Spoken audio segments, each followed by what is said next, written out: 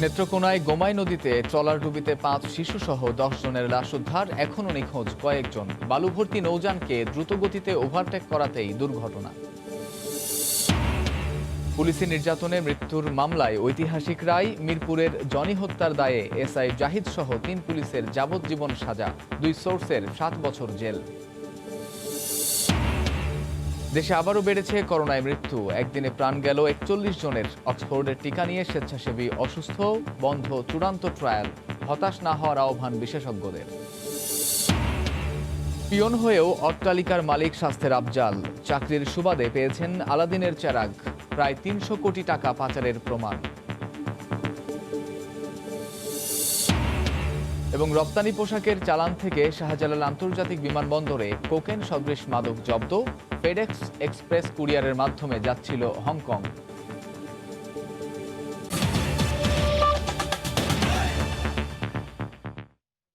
সময় সংবাদের সঙ্গে আছি আমি কামরুজ্জামান মামুন। নেত্রকোনায় গোমাই নদীতে ট্রলার ডুবির ঘটনায় 5 শিশুসহ 10 জনের লাশ উদ্ধার করা হয়েছে। এদের মধ্যে 3 জন নারী।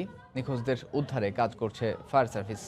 বালুভর্তি একটি নৌযানকে দ্রুতগতিতে ওভারটেক করতে গিয়ে সংঘর্ষের পর প্রাণহানি বলে জানিয়েছে পুলিশ। সুনামগঞ্জের ধর্মপাশার মধ্যনগর থেকে বুধবার সকালে ট্রলারে করে নেত্রকোনার ঠাকুরকোনা যাচ্ছিলেন 35 যাত্রী। গোমাই নদীর রাজনগর এলাকায় পৌঁছালে বালু বোঝাই একটি নৌযানের সঙ্গে সংঘর্ষ হয়। এতে যাত্রীবাহী ট্রলারটি ডুবে যায়। পরে 10 জনের লাশ উদ্ধার করা হয়। নদী খুবই ছোট এবং স্রোত বেশি, সেই জন্যই বড় ট্রলার আসাতে যাত্রীবাহী ট্রলারগুলোর সমস্যা হয়। হ্যাঁ, এটা কিছুদিন পর পরই ঘটনাগুলো ঘটে। প্যাসেঞ্জার অনেক আমরা এখনো পাই নাই, 10 জন আমরা পাইছি মৃত অবস্থায়।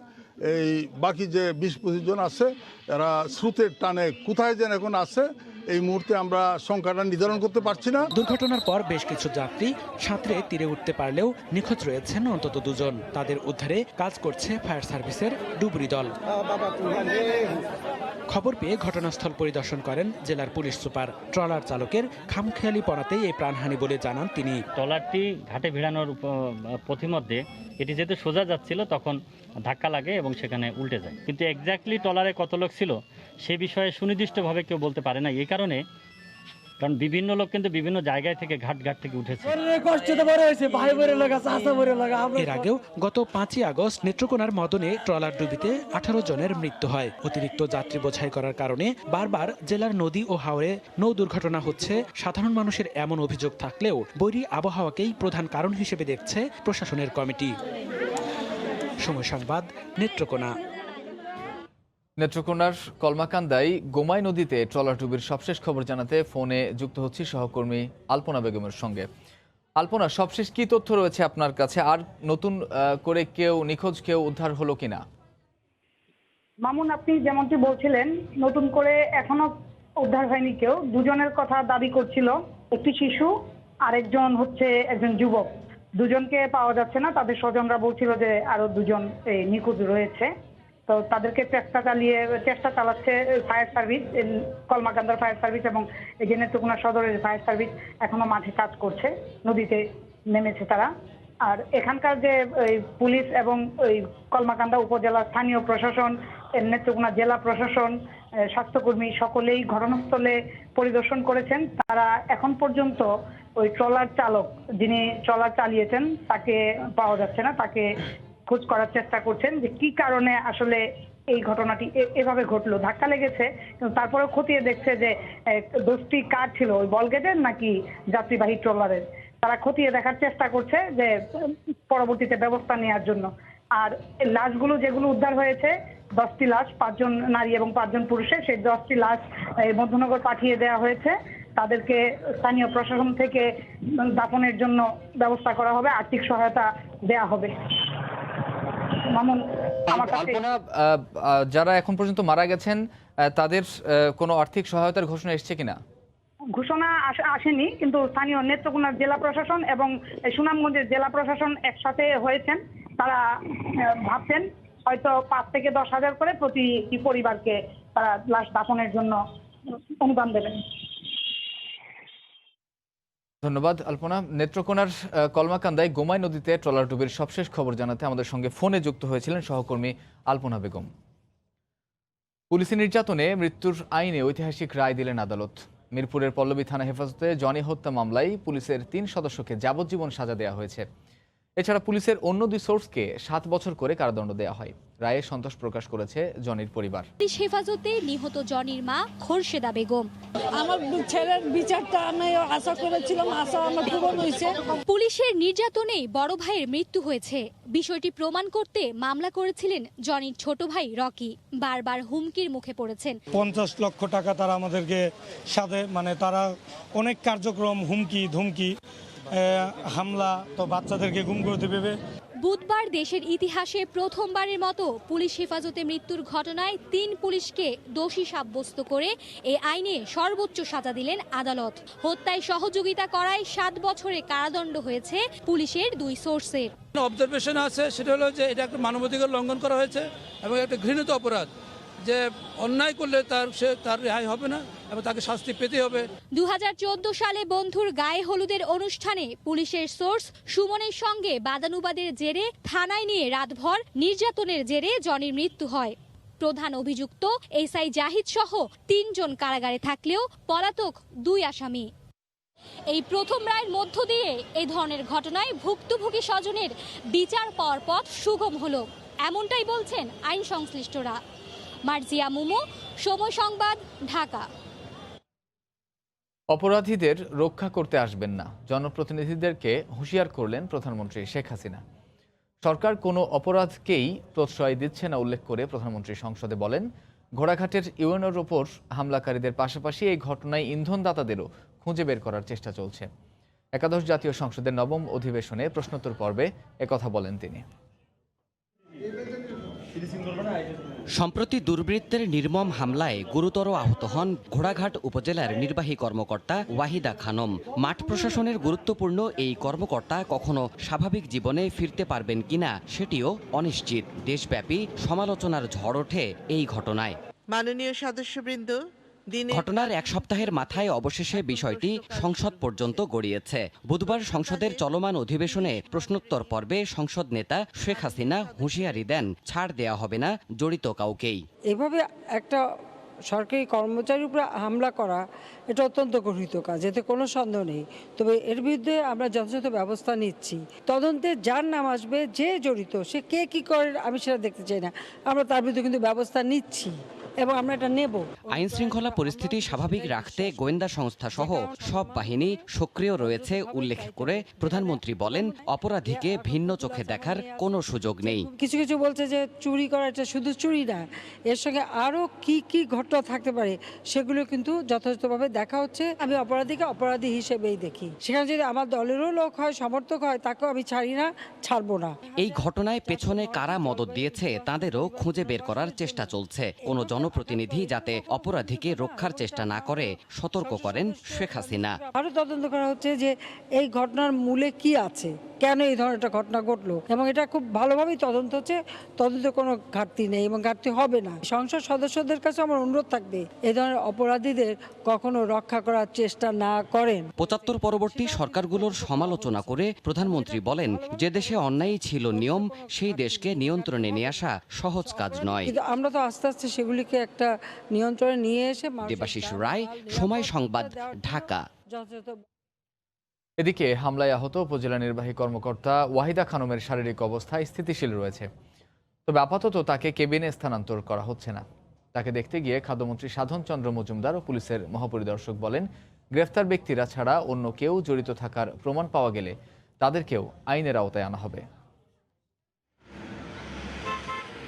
ধীরে ধীরে উন্নতি হচ্ছে হামলায় আহত ঘোড়াঘাটের ইউএনও ওয়াহিদা খানমের শারীরিক অবস্থার। তাকে পর্যবেক্ষণ করে এইচডিইউতেই রাখার সিদ্ধান্ত দেয় মেডিকেল বোর্ড। আগামী শনিবার সেলাই কাটার পর তাকে কেবিনে স্থানান্তরের কথা জানিয়েছেন হাসপাতালের যুগ্ম পরিচালক। ওনার শারীরিক অবস্থা অনেক ভালো, তবে প্রথম থেকে যেটা আমরা বলেছি যে ওনার ডান সাইডের অবসততা আছে, সেটার কিছু অনুভূতি উনি বুঝতে পারতেছে।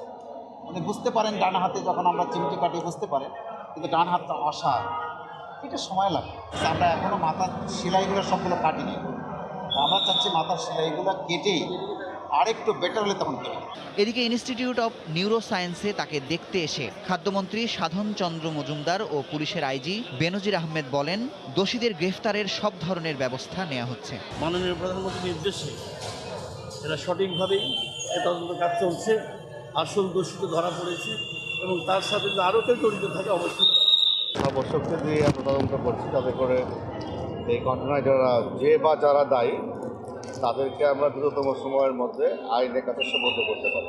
গত সোমবার শারীরিক অবস্থার কিছুটা উন্নতি হলে ওয়াহিদা খানমকে আইসিইউ থেকে এইচডিইউতে আনা হয়। মুজাহিদ শুভ, সময় সংবাদ, ঢাকা। বিএনপির সংসদ সদস্যদের নিয়ে দলীয় চেয়ারপারসনের গুলশান কার্যালয়ে সংবাদ সম্মেলনে বক্তব্য রাখছেন দলের মহাসচিব মির্জা ফখরুল ইসলাম আলমগীর। আমরা সরাসরি চলে যাচ্ছি সেখানে। অনেক প্রতিকূলতা, অনেক বৈরী অবস্থার মধ্যে দিয়ে কিন্তু আমরা পার্লামেন্টে গেছি। কেন? যে গণতান্ত্রিক একটা ধারা আমরা অব্যাহত রাখতে চাই, সেই গণতন্ত্রকে পোল করার জন্যই কিন্তু আমরা পার্লামেন্টে গেছি। আমরা চাই, যেহেতু বিএনপি একটা উদারপন্থী রাজনৈতিক দল, যেহেতু বিএনপি নিয়মতান্ত্রিক গণতান্ত্রিক আন্দোলনে বিশ্বাস করে, গণতন্ত্রকে ফিরিয়ে আনার জন্য, পার্লামেন্টকে ব্যবহার করার জন্য, পার্লামেন্টে আমাদের যেটুকু সুযোগ আছে, এই 6-7 জন আমাদের মাননীয় সদস্য যে কথাগুলো বলতে পারবেন, সেটার জন্যই আমরা পার্লামেন্টে গেছি।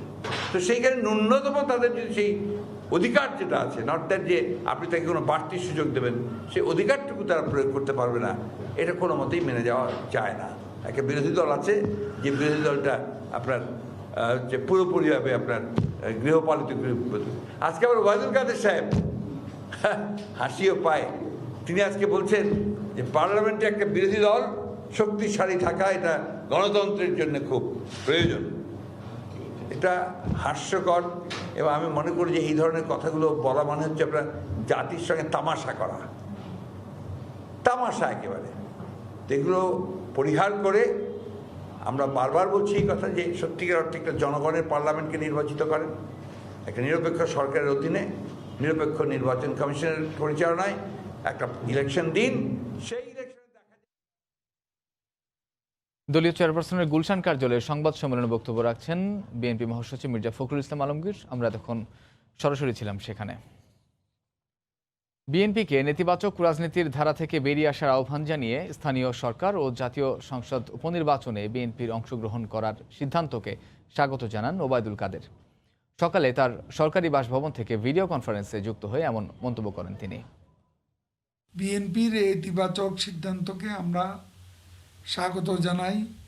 সংসদীয় রাজনীতিকে এগিয়ে নিতে, গণতন্ত্রকে প্রাতিষ্ঠানিক রূপ দিতে নির্বাচনে অংশগ্রহণের বিকল্প নেই। দেশের রাজনীতি এবং গণতান্ত্রিক ব্যবস্থাকে এগিয়ে নিতে শক্তিশালী বিরোধী দলের ভূমিকা অত্যন্ত গুরুত্বপূর্ণ। তাই বিএনপিকে নেতিবাচক রাজনীতির ধারা থেকে বেরিয়ে আসার আমি আহ্বান জানাচ্ছি। নারায়ণগঞ্জের মসজিদে বিস্ফোরণের ঘটনায় ক্ষতিগ্রস্ত প্রত্যেক পরিবারকে 5 লাখ টাকা করে দিতে তিতাস গ্যাস কর্তৃপক্ষকে নির্দেশ দিয়েছেন হাইকোর্ট। আগামী 7 দিনের মধ্যেই টাকা দিতে বলা হয়েছে। আদালত বলেছেন, বিস্ফোরণের ঘটনায় সংশ্লিষ্ট দপ্তরগুলো কেউ দায় এড়াতে পারে না।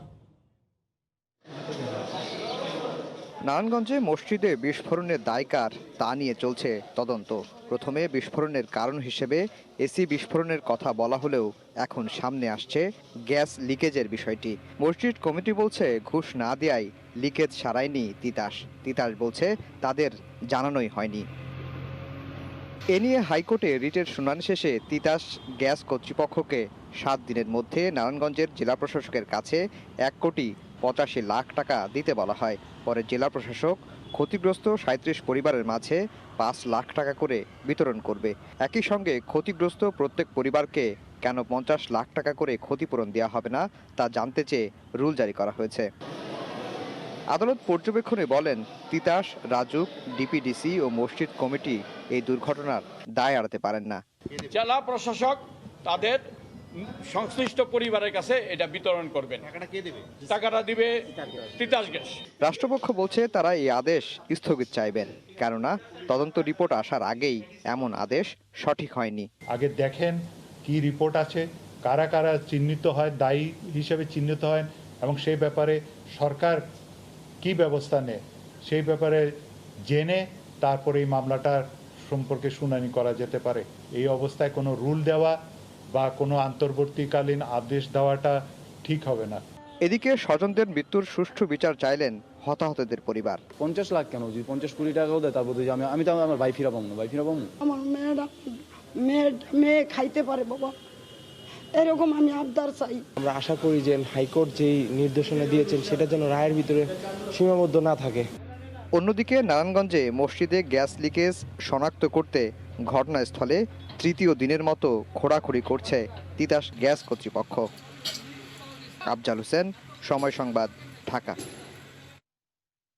স্বরাষ্ট্রমন্ত্রী আসাদুজ্জামান খান কামাল বলেছেন, অবসরপ্রাপ্ত মেজর সিনহা হত্যার তদন্ত রিপোর্টের কথা বলে গণমাধ্যমে যেসব তথ্য প্রকাশিত হয়েছে তা সত্যি কিনা খতিয়ে দেখা হবে।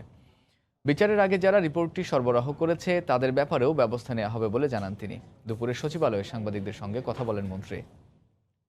যেহেতু তদন্তধীন এবং বিচারাধীন মামলা রয়েছে, সেই জন্য বিচারক যদি মনে করেন, তারা যদি চান, তাহলেই আমরা এটা দিব, নতুবা আমরা এটা তাদের কাছে দিচ্ছি না। এটা কিভাবে প্রকাশ হলো সেটা কিন্তু আমার জানা নেই। এটা কতখানি সত্য, কতখানি মানে সত্য নয়, এটা আমরা এখন বলতে পারবো না। আমরা অবশ্যই দেখব তার এই সত্যতা কতখানি এবং কার মাধ্যমে তিনি পেয়েছেন এবং বিচারের আগেই তিনি এটা কেন প্রকাশ করলেন, এইটা তো আমাদের জানার বিষয় থাকবে। স্বাস্থ্য অধিদপ্তরের হিসেবে করোনায় আক্রান্ত হয়ে দেশে একদিনে 41 জন মারা গেছেন। নতুন শনাক্ত হয়েছেন 1827 জন রোগী। এ নিয়ে দেশে মোট রোগীর সংখ্যা 3,31,078 জন।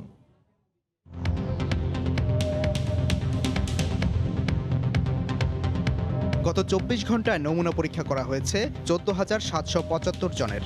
এ পর্যন্ত নমুনা পরীক্ষা হয়েছে 16,74,452 জনের। 24 ঘন্টায় নতুন করে শনাক্ত হয়েছেন 1,827 জন। মোট আক্রান্ত 3,31,078 জন। 24 ঘন্টায় মারা গেছেন 41 জন। এ পর্যন্ত করোনায় আক্রান্ত হয়ে মারা গেছেন 4,593 জন। করোনা থেকে 24 ঘন্টায় সুস্থ হয়েছেন 2,995 জন। মোট সুস্থ হয়েছেন 2,30,804 জন। অক্সফোর্ডের টিকার চূড়ান্ত ট্রায়াল বন্ধে হতাশ বা আতঙ্কিত হওয়ার কিছু নেই বলে মনে করেন বিশেষজ্ঞরা। তাদের মতে যে কোনো ওষুধ নিয়ে গবেষণা চলাকালে কোনো স্বেচ্ছাসেবীর অসুস্থ হয়ে যাওয়া নতুন কিছু নয়। এই ধরনের একটি ঘটনা, একজন স্বেচ্ছাসেবী অসুস্থ হয়ে পড়া ভ্যাকসিন বা যে কোনো ওষুধ গবেষণার জন্য কোনো নতুন ঘটনা নয়। এটা অ্যান্টিসিপেট করা হয় এবং সেজন্যই প্রস্তুতিও থাকে।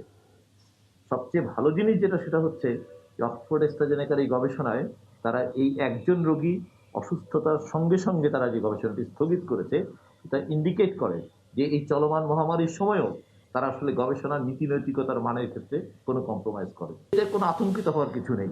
একটি স্পষ্ট আমি স্ট্যাটিস্টিক্স বলে দিই যে 50,000 মানুষের মধ্যে একটি অব্যাখ্যাত কোনো মানে যেটা এক্সপ্লেইন করা যায় না, এ ধরনের কোনো অ্যাডভার্স ইফেক্ট সাধারণভাবে কখনোই সেটি সেই ভ্যাকসিনের সঙ্গে রিলেটেড হয়। এটা বৈজ্ঞানিক পদ্ধতিতে অস্বাভাবিক নয়, এটা একটা স্বাভাবিক এবং এই মাধ্যমে আসা উচিত যাতে আমরা একটা নিরাপদ ভ্যাকসিন পাই। যেহেতু এটা কোটি কোটি মানুষকে দিতে হবে, নিরাপত্তা করতে গিয়েই এই ট্রায়ালটাকে সাময়িকভাবে বন্ধ করতে হয়েছে। এটা মানে বেশি দুরাশা, মানে বেশি হতাশ হওয়ার কোনো কারণ নেই, আবার বেশি উৎসাহী হওয়ারও কারণ নেই। করোনায় শিশুদের বিপদ বাড়াচ্ছে মাল্টিসিস্টেম ইনফ্ল্যামেটরি সিনড্রোম বা MIS। দেশে শনাক্তের হার বাড়ছে সংখ্যাও। এপ্রিলে ব্রিটেন ও যুক্তরাষ্ট্রে শনাক্তের পর মে মাসেই বাংলাদেশে প্রথম শনাক্ত হয় রোগটি।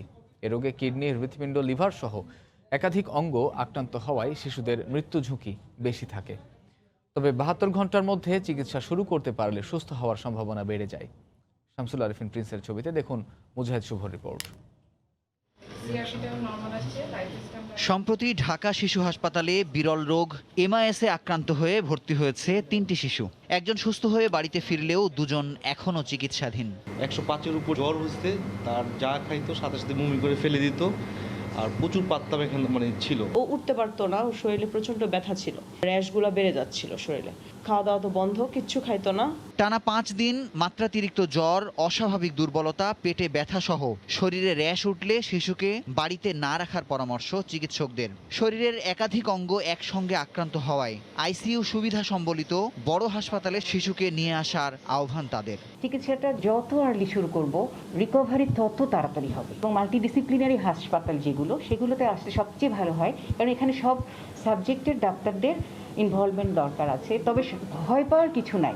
অনেকে হয়তো শুধু একটু জ্বর, কাশি, র্যাশ, তাতেই ভয় পাচ্ছেন। যেহেতু এটা হার্টের প্রবলেমটা বেশি হয়, সেহেতু হার্টে ইকোকার্ডিও প্রপারলি করতে হবে এবং করে একদম যে শিশু কার্ডিওলজি যারা আছে তারাই সাধারণত ভালো থেকে ডিল করে। ইতোমধ্যেই ঢাকার কয়েকটি হাসপাতালে 30-এর বেশি শিশু শনাক্ত হলেও 106 ডিগ্রি জ্বর নিয়ে ভর্তি হওয়া একটি শিশুকে সুস্থ করতে দ্বিতীয় ধাপের চিকিৎসা দিতে হয়েছে।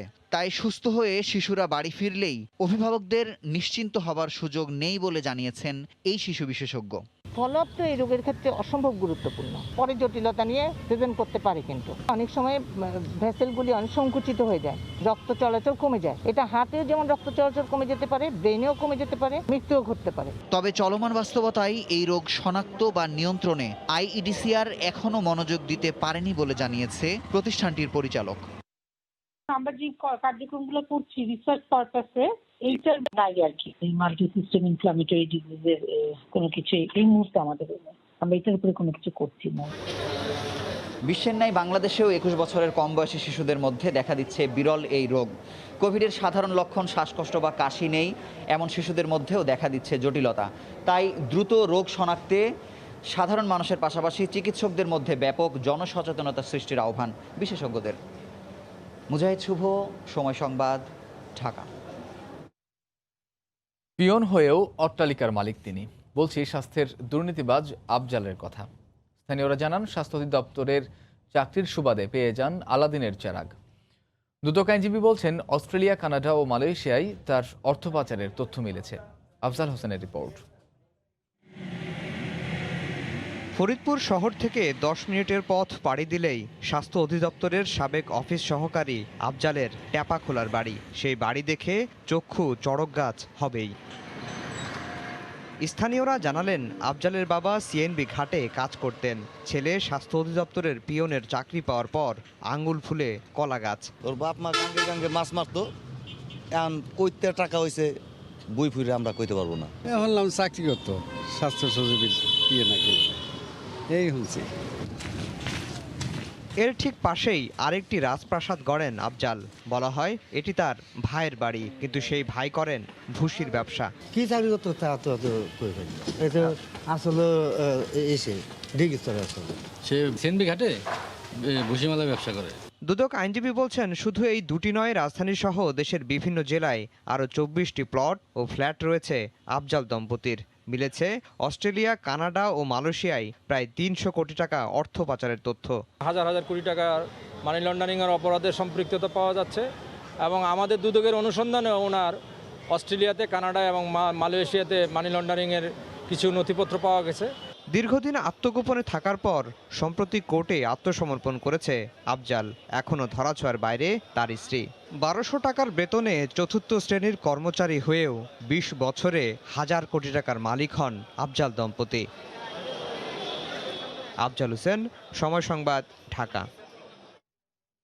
অস্ত্র মামলায় কাঠগড়ায় দাঁড়িয়ে নিজেকে নির্দোষ দাবি করলেন যুব মহিলা লীগের বহিষ্কৃত নেত্রী শামীমানুর পাপিয়া। আত্মপক্ষ সমর্থনে তিনি বলেন, ফার্মগেটের ফ্ল্যাট থেকে উদ্ধার হওয়া অস্ত্রটি তার হলেও অস্ত্র ব্যবসার সঙ্গে জড়িত নন তিনি। 24 সেপ্টেম্বর যুক্তিতর্ক উপস্থাপনের দিন ধার্য করেছেন আদালত। মহানগর দায়রা জজ KM ইমরুল কায়েসের আদালতে হাজির করা হয় পাপিয়া ও তার স্বামী সুমনকে। মঙ্গলবার এই মামলায় অভিযোগপত্রের 14 জনের সাক্ষ্য গ্রহণ শেষ হয়। গত 23 আগস্ট পাপিয়া ও তার স্বামীর বিরুদ্ধে অভিযোগ গঠন করেন আদালত। চলতি বছরের 22 ফেব্রুয়ারি পাপিয়া ও তার স্বামী মফিজুর রহমান বিদেশে পালিয়ে যাওয়ার সময় বিমানবন্দর থেকে তাদের গ্রেফতার করে র্যাব। পরে পাপিয়ার ফার্মগেটের ফ্ল্যাটে অভিযান চালিয়ে একটি বিদেশি পিস্তল, 2টি ম্যাগাজিন ও 20 রাউন্ড গুলি উদ্ধার করে। এই ঘটনায় পাপিয়া ও তার স্বামীর বিরুদ্ধে অস্ত্র আইনে মামলা করা হয়। অভিযোগপত্রে গাড়ি ব্যবসার আড়ালে আসামিরা অস্ত্র ব্যবসার সঙ্গে জড়িত ছিল বলে উল্লেখ করা হয়। পেঁয়াজের বাজার আবার অস্থির হতে শুরু করেছে। এক সপ্তাহের ব্যবধানে সব ধরনের পেঁয়াজের দাম কেজিতে 10 থেকে 15 টাকা পর্যন্ত বেড়েছে। পর্যাপ্ত সরবরাহ সত্ত্বেও কারসাজি করে দাম বাড়ানোর অভিযোগ উঠেছে। এখনই বাজার তদারকির তাগিদ কৃষি বিশেষজ্ঞদের। মন্ত্রী বলছেন, তথ্য সংগ্রহ করা হচ্ছে, 2-1 দিনের মধ্যেই সার্বিক পরিস্থিতির তুলনামূলক চিত্র মিলবে। হরিপথ সাহার রিপোর্ট।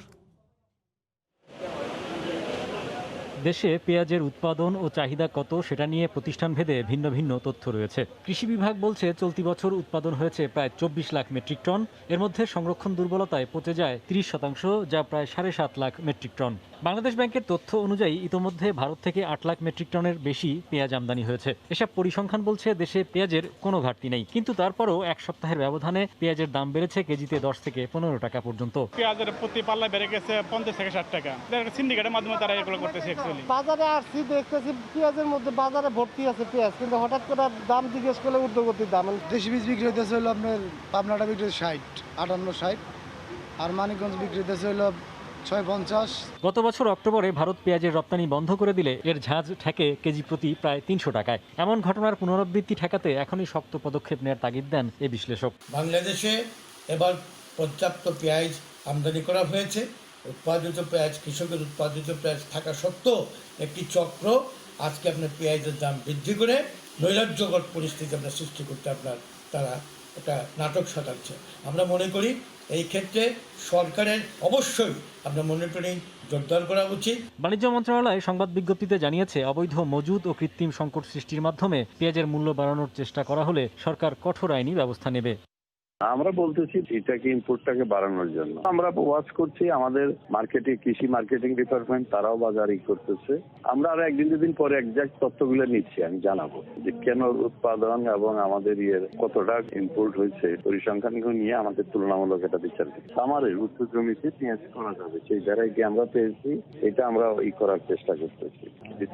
এই অবস্থায় পেঁয়াজের বাজারের অস্থিরতা কমাতে টিসিবি আগামী 13 তারিখ থেকে খোলা বাজারে বিক্রি শুরু করবে বলে জানিয়েছে বাণিজ্য মন্ত্রণালয়। হরিপদ সাহা, সময় সংবাদ, ঢাকা। ফোন কলের মাধ্যমেই চলে চট্টগ্রামের খাতুনগঞ্জে কোটি কোটি টাকার বেচা বিক্রি। পেঁয়াজ সহ কাঁচা পণ্যের ক্ষেত্রে আমদানির কাগজ বা ক্রয়ের কোনো রসিদ না দেখায় না কোনো পক্ষ। আমদানি না করেই কমিশনে চলে ব্যবসা, আর এতেই যখন তখন বেড়ে যায় দাম। শফিকুল আলমের প্রতিবেদন। প্রতিদিন হাজার কোটি টাকার ব্যবসা হয় দেশের বৃহত্তম ভোগ্যপণ্যের বাজার চট্টগ্রামের খাতুনগঞ্জে। কোটি কোটি টাকার পুঁজি থাকার পরও পেঁয়াজ, আদা, রসুন সহ কাঁচামাল আমদানি করতে চায় না কোনো ব্যবসায়ী। সবাই করেন কমিশনে ব্যবসা, কারণ লাভ হলেও কোনো ক্ষতি হয় না এই পদ্ধতিতে। যখন তখন বাড়িয়ে দেওয়া যায় পণ্যের দাম, দেখানো যায় নানা অজুহাত। আমাদের কোনো ক্রয় রসিদ থাকে না, আমরা খরচ বিক্রি করি না। আমদানিকারক 5 করে ভাগ করে মালটা বেচে উঠতে চেষ্টা করে। অতএব কোনো চালান নির্দিষ্ট করে থাকে না। তখন জরিমানা করা হয়, বলা হচ্ছে যে আমরা নাকি মজুতদারি করতেছি, আমরা নাকি নিজের ইচ্ছা মতো পেঁয়াজের দাম বাড়াচ্ছি। বর্ডারের রেট নিয়ন্ত্রণ করলে এখানে অটোমেটিক নিয়ন্ত্রণ হয়ে যাবে। ভোক্তা অধিকার সংরক্ষণ আইনে মূল্য তালিকা ও বেচা বিক্রির কাগজপত্র দেখানোর নিয়ম রয়েছে। চালান না দেখানোকে বাজার অস্থিতিশীল করার কৌশল হিসেবে দেখছেন ভ্রাম্যমাণ আদালত। কিন্তু ফোন কলের মাধ্যমে যদি এই পেঁয়াজটার দাম নির্ধারণ করা হয়, তাহলে অবশ্যই এখানে একটা ফাঁকফোকর থেকে যায়। ডকুমেন্টটা এটা তারাও তাদের মতো করে ব্যাখ্যা দিচ্ছেন, তো আমরা এটা নিয়ে আরও আলোচনা করব। আমরা এটা একটা সমাধানে আসতে চাই আর কি। এদিকে পেপারলেস ব্যবসাকে চোরাচালানির সাথে তুলনা করেছে ক্যাব। এটা কিন্তু একইভাবে এটা একটা চোরাচালানি ব্যবসার মতো। একটা মানি রিসিট থাকবে, বিক্রেতার রসিদ থাকবে, কি দামে কেনা সেটা থাকবে, এবং কোন কোম্পানি কোন বিক্রেতা তাকে আমদানিকারক তাকে বিক্রি করছে সেটার সুনির্দিষ্ট ঠিকানা, মোবাইল নম্বর, কন্ট্যাক্ট নম্বর এগুলো থাকবে। আমদানির কাগজপত্র দেখাতে না পারায় কিছু ব্যবসায়ীকে জরিমানা করে ভ্রাম্যমাণ আদালত। এর প্রতিবাদে রাস্তায় ব্যারিকেড দিয়ে সোমবার আন্দোলন করে খাতুনগঞ্জের ব্যবসায়ীরা। শফিকুল আলম, সময় সংবাদ, চট্টগ্রাম। তৈরি পোশাকের কার্টনে দেশের বাইরে যাচ্ছিল মাদক, যা ধরা পড়ে হজরত শাহজালাল আন্তর্জাতিক বিমানবন্দরের রপ্তানি কার্গো ভিলেজ স্ক্রিনিংয়ে। কর্তৃপক্ষ বলছে, ফেডেক্স এক্সপ্রেসের মাধ্যমে বাংলাদেশ বিমানের কার্গো ফ্লাইটে হংকং পাঠানো হচ্ছিল মাদকের চালান। এদিকে এই ঘটনায় অপরাধী যেই হোক, দেশের সুনাম রক্ষায় তার সর্বোচ্চ শাস্তি চাইলেন পোশাক শিল্প মালিকরা। হযরত শাহজালাল আন্তর্জাতিক বিমানবন্দরের রপ্তানি কার্গো ভিলেজ দিয়ে এভাবেই প্রতিদিন বিদেশে যায় হাজার হাজার কার্টন তৈরি পোশাক। উড়োজাহাজে ওঠার আগে স্ক্রিনিংয়ের মধ্য দিয়ে যেতে হয় প্রতিটি কার্টনকে। মঙ্গলবার রাতে স্ক্রিনিংয়ের সময় নিরাপত্তা কর্মীরা দুটি কার্টনে কোকনের মতো কিছু একটা দেখতে পান। তল্লাশি চালাতে গিয়ে বেরিয়ে আসে তৈরি পোশাকের আড়ালে লুকিয়ে রাখা সাদা গুঁড়ো। সেই লটে মোট 340টি কার্টন ছিল। তৈরি পোশাক রপ্তানির আড়ালে মাদক পাচারের চেষ্টা হচ্ছিল বলে মনে করছে বিমানবন্দর কর্তৃপক্ষ। শাহজালাল আন্তর্জাতিক বিমানবন্দরের পরিচালক জানান, সবগুলো কার্টন পরীক্ষা শেষে মাদকের পরিমাণ জানা যাবে। ফেডেক্সের মাধ্যমে এই 340টি কার্টুন যাচ্ছিল, সেখানে আমরা প্রাথমিকভাবে দুইটা কার্টুনে আমরা শনাক্ত করেছি। এটা আমি জানতে পেরেছি যে হংকংয়ে যাওয়ার কথা ছিল বিমান বাংলাদেশ এয়ারলাইন্সের ফ্লাইটে। মেইনলি এই কার্টুনগুলো ছিল হলো রেডিমেডস গার্মেন্টস জাতীয় পণ্য রপ্তানি করার প্রক্রিয়া চলছিল। ওই কার্টুনের ভিতরে বিশেষ বিশেষ জায়গায় আপনার এই মাদক জাতীয় দ্রব্যের প্যাকেটগুলি ইনসার্ট করা ছিল আর কি। আটককৃত মাদকের চালানের সঙ্গে জড়িতদের দৃষ্টান্তমূলক শাস্তি চাইলেন বিজিএমইএ নেতারা। যে বা যারা এই কাজের সাথে জড়িত থাকুক না কেন, তাদেরকে তদন্ত করে তাদের বিচার করা উচিত। তারা যেন যেই সুনামের সাথে বাংলাদেশের পোশাক রপ্তানি করছে, সেই সুনাম যেন কেউ নষ্ট করতে না পারে। এই জন্য তাদেরকে আইনের আওতায় এনে যত উপযুক্ত বিচার করা উচিত। মাদকদ্রব্য নিয়ন্ত্রণ অধিদপ্তরের কর্মকর্তারা প্রাথমিকভাবে এটা কোকেন বলেই ধারণা করছেন। হরিপদ সাহা, সময় সংবাদ, ঢাকা। হযরত শাহজালাল আন্তর্জাতিক বিমানবন্দরে পোশাকের কার্টন ভর্তি মাদকের চালান আটকের ঘটনায় গণমাধ্যমের সঙ্গে কথা বলছেন বিমানবন্দর কর্তৃপক্ষ। সরাসরি যোগ দিচ্ছি সেখানে।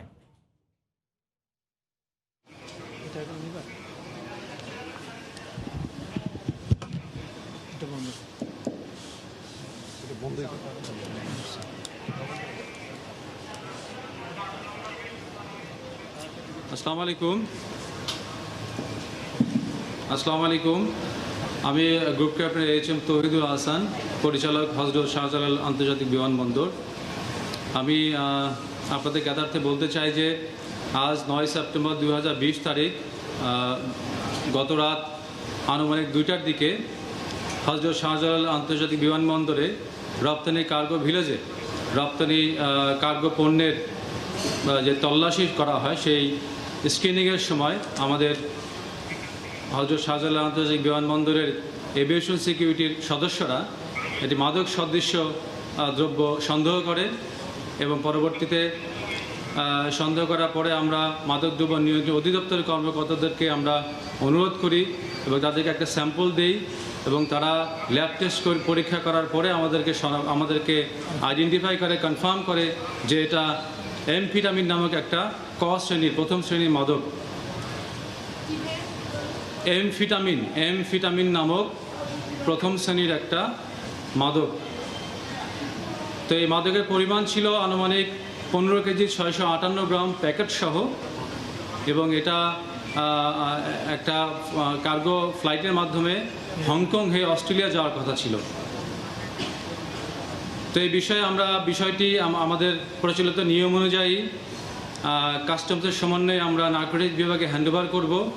তারা প্রয়োজনীয় মামলা সহ অন্যান্য আইনানুগ ব্যবস্থা নেওয়ার জন্য এয়ারপোর্ট থানায় হস্তান্তর করবে। ধন্যবাদ।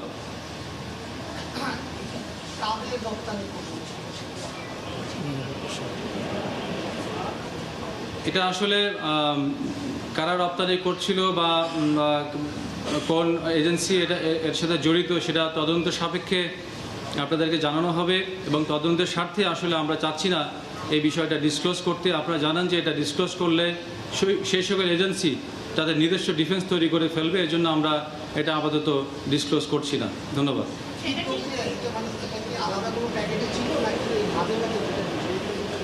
এটা আপনারা দেখতে পাচ্ছেন যে একটা কার্টুনে এরকম একটা কনসাইনমেন্টে 340টা কার্টুন ছিল।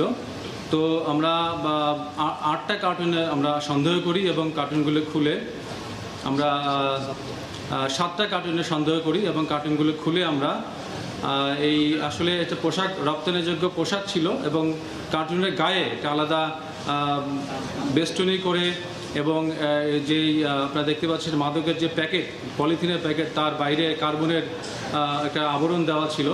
অনেক টেকনিক অবলম্বন করা হয়েছে যাতে এটা স্ক্রিনিংকে ফাঁকি দেওয়া যায়।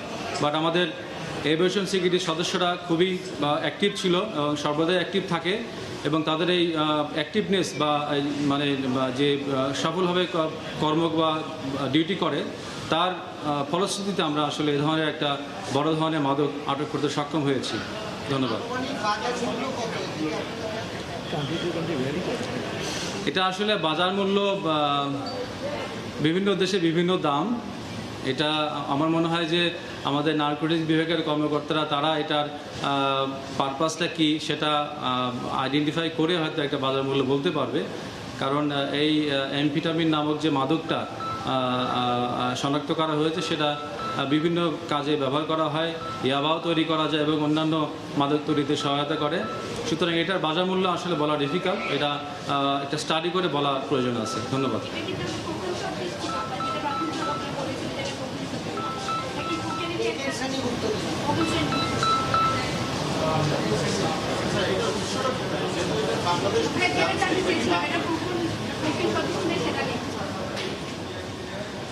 এটা তো আসলে আইডেন্টিফাই তারা ল্যাব টেস্ট করে তারা আইডেন্টিফাই করেছে যে এটা অ্যামফেটামিন নামক একটা মাদক আর কি। তো সদৃশ্য তো অনেক কিছুই সদৃশ্য, এটা সাদা রঙের দেখতে অনেক কিছুর সাথে সদৃশ্য মনে হতে পারে, বাট এটা আইডেন্টিফাই হয়েছে যে এটা অ্যামফেটামিন নামক একটা মাদক।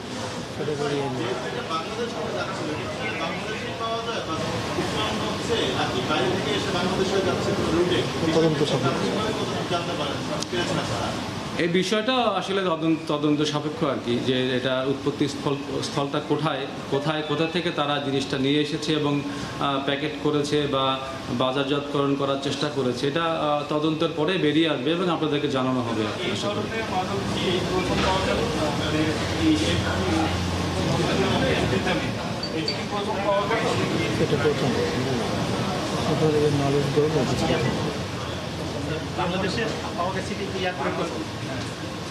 এটা আমার তো অভিজ্ঞতা, গত 11 মাসের অভিজ্ঞতা, এরকম মাদকদ্রব্য ধরা পড়েনি এক্সপোর্ট কার্গোর সাথে বা এক্সপোর্টেড পণ্যের সাথে।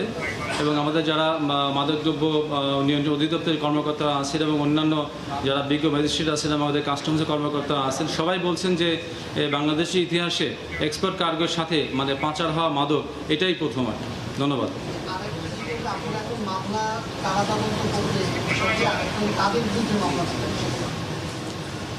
এটা প্রাথমিক একটা তদন্ত হবে। আমাদের কাস্টমসেরও একটা মামলা আছে যে তাদেরকে ফলস ডিক্লারেশন দেওয়ার একটা বিষয় আছে। তারপরে তারা নার্কোটিক্সে হ্যান্ডওভার করবে যে এই মাদকদ্রব্য, যেহেতু তাদের মাদকদ্রব্য আইনে একটা মামলা হবে এবং তারা একটা প্রাথমিক তদন্ত করবে। তদন্ত করে তারা দেখবে কার বিরুদ্ধে মামলা করা যায়, প্রাথমিক তথ্য অনুযায়ী সেভাবেই মামলাটা হবে।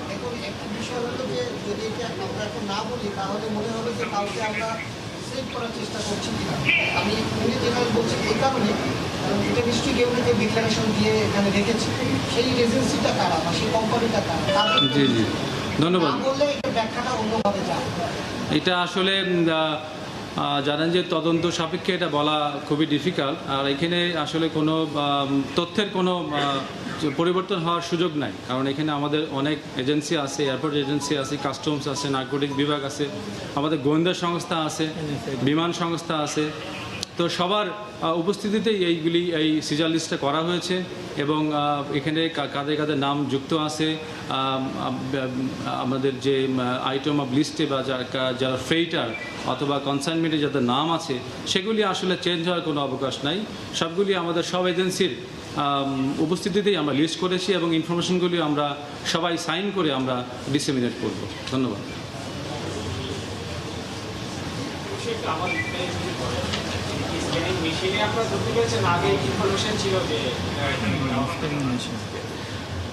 এটা আসলে কোনো পূর্ব ইনফরমেশন ছিল না। এটা যেহেতু আমাদের রপ্তানিযোগ্য কার্গো যে নর্মাল যে চেইনে বা নর্মাল যে ফ্লোতে আমাদের এক্সপোর্ট কার্গোতে আসে, তারপরে স্ক্রিনিং হয়, স্ক্রিনিংয়ের মাধ্যমে আমাদের এক্সপোর্ট কার্গো ভিলেজে প্রবেশ করে, তারপরে যা লোড করা হয় প্যালেটে লোড করে সেটা কার্গো এয়ারক্রাফটে কার্গো বিমানে নেওয়া হয়।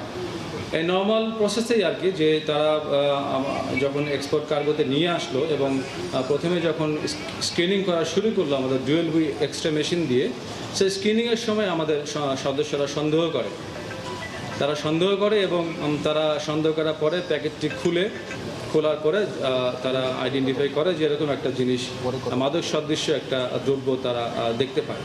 দেখার পরে তারা বিভিন্ন এজেন্সিকে, আমাদের সংশ্লিষ্ট যারা এজেন্সি আছে সবাইকে খবর দেই, আবার দেখি, দেখার পরে আমরা নার্কোটিক্স বিভাগকে জানাই, তারা স্যাম্পল টেস্ট করে আমাদেরকে আইডেন্টিফাই করে।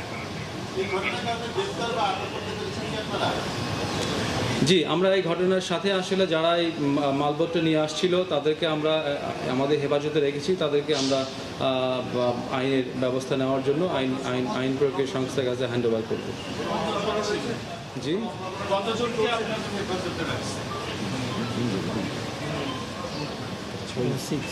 আমরা টোটাল 6 জনকে আমরা হেফাজতে রেখেছি, তাদেরকে আমরা আইন সংস্থার কাছে হস্তান্তর করব।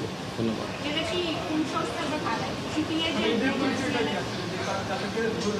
ওই তো উত্তরটা আসলে একটা, ওদের পরিচয় বললে তো সব বলাই হয়ে গেল, এবার তদন্ত সাপেক্ষে আসলে তাদের পরিচয়টা বলা উচিত। জি,